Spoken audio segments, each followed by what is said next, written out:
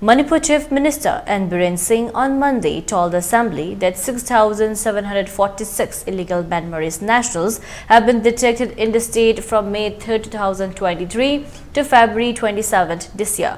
The Chief Minister said 259 Myanmarese were pushed back to their native place after biometric data collection, while the rest are being housed in temporary shelters to prevent them from mixing with the general public.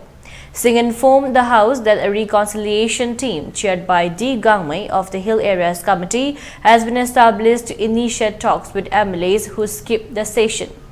CM Biren Singh emphasized the importance of resolving the crisis promptly to restore peace and harmony in the state. Responding to a calling attention motion, Singh appealed to various groups not to collect donations or taxes from commuters along major roads and national highways under the pretext of the crisis.